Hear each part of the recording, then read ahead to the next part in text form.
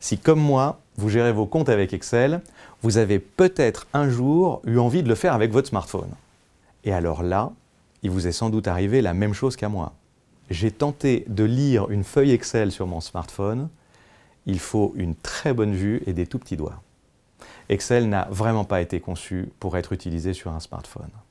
Par contre, quand je me suis mis à chercher des applications mobiles pour gérer mes comptes, le plus difficile, ça a été de choisir parmi toutes celles qui m'étaient proposées. En tout cas, je peux vous dire, pour en avoir testé un sacré nombre, qu'elles n'ont rien à voir avec Excel. L'ergonomie est totalement différente. Pourquoi? Bien, tout simplement parce qu'elles ont été pensées et conçues pour le mobile. Eh bien, en ce qui concerne la formation, c'est exactement la même chose. Alors c'est vrai que quand on a investi dans une bibliothèque de modules e-learning, on aimerait que nos collaborateurs puissent les utiliser sur leur smartphone. Depuis quelques années, la majorité des acteurs de la formation digitale utilisent un format qu'on appelle le responsive. Ça permet d'exploiter sur un smartphone des contenus conçus pour être lus sur des ordinateurs. Ça marche, mais on est encore loin de ce que l'on est en droit aujourd'hui d'attendre du mobile. Pour arriver à ce niveau, il faut des contenus créés spécifiquement pour le mobile, ce qu'on appelle le mobile first. Et ça change tout. Pour deux raisons. La première, c'est qu'il ne s'agit pas d'une traduction.